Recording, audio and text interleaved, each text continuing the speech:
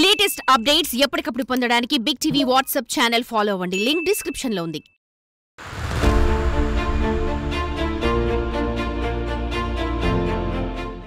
ప్రభుత్వ హాస్టల్ విద్యార్థులకు సమస్యలు వస్తే ఏం చేస్తారు? హాస్టల్ వార్డెన్ కు లేదా ఆ పాఠశాల ప్రిన్సిపల్ కు ఫిర్యాదు చేస్తారు. కానీ ఆ ప్రిన్సిపల్ సమస్య అయితే ఏం చేస్తారు? ఉన్నతాధికారులకు ఫిర్యాదు చేస్తారు. అయితే ఆ ప్రిన్సిపల్ ఉన్నతాధికారుల దృష్టికి విద్యార్థుల సమస్యలు వెళ్లకుండా అడ్డుకున్నాడు. కానీ విద్యార్థులంతా ఏకమయ్యారు. కలెక్టర్ను కలిసేందుకు దండు కట్టారు. హాస్టల్ గోడ దూకి కలెక్టరేట్ కు కాలినడకన బయలుదేరారు. ఒకటి కాదు రెండు, ఏకంగా 18 కిలోమీటర్లు నడిచి వచ్చి కలెక్టర్ను కలిశారు. తమ సమస్యలను వివరించారు. ఎవరా విద్యార్థులు, ఏంటా సమస్యలు ఇప్పుడు తెలుసుకుందాం. తెలంగాణలోని జోగులాంబ గద్వాల జిల్లా ఎర్రవెల్లి మండలం బీచుపల్లిలోని ప్రభుత్వ బాలుర గురుకుల పాఠశాల విద్యార్థులంతా ఏకమయ్యారు. ప్రిన్సిపల్ శ్రీనివాస్ వేధిస్తున్నారని, ఆయనపై చర్యలు తీసుకోవాలని కలెక్టర్ సంతోష్ కి ఫిర్యాదు చేశారు. మంగళవారం పాఠశాల ప్రహారీ దూకి కాలినడకన బీచుపల్లి నుంచి గద్వాలలోని కలెక్టరేట్ కి 18 కిలోమీటర్లు పాదయాత్ర చేపట్టారు. కలెక్టర్ ని కలిసి సమస్యలు విన్నవించుకున్నారు. అనంతరం పలువురు విద్యార్థులు మీడియాతో మాట్లాడారు. ప్రిన్సిపల్ నిత్యం క్రమశిక్షణ పేరుతో వేధిస్తూ కొడుతున్నారని ఆరోపించారు. స్టడీ మెటీరియల్ కూడా పంపిణీ చేయలేదని, విద్యా బోధన సక్రమంగా లేదన్నారు.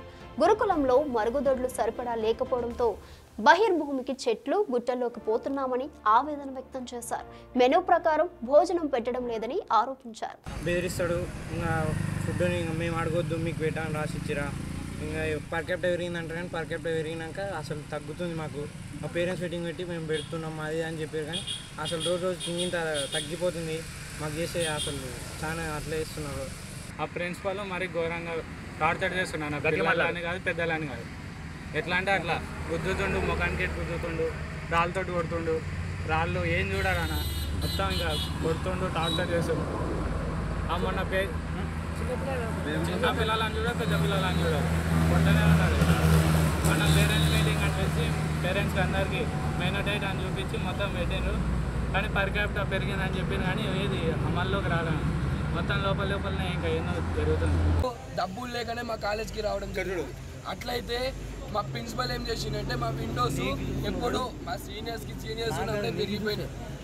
ఆ విండోస్కి క్వాలిటీ లేని విండోస్ తీసుకొచ్చి దాన్ని నడబెట్టి మళ్ళీ మాతోటి డబ్బులు కలెక్ట్ చేయాలన్న దురుద్దేశంతో అన్ని వస్తువులు క్వాలిటీ లేనివి తీసుకొస్తాడు, పెడతాడు. అవి గాలికి ఊడిపోయే విండోస్. అటువంటివి ఎవరు మనుషులు తాగనివి కూడా నేడు ఊడిపోయాయి. దాంట్లో కూడా మా దగ్గర నుంచి డబ్బు కలెక్ట్ చేయాలన్న దురుద్దేశం మా ప్రిన్సిపల్ గారికి ఉంది. అంతేకాకుండా మా ప్రిన్సిపల్ గారు మా దగ్గర సీట్లను ఒక్క సీటు 45,000 కూడా అమ్మిరు.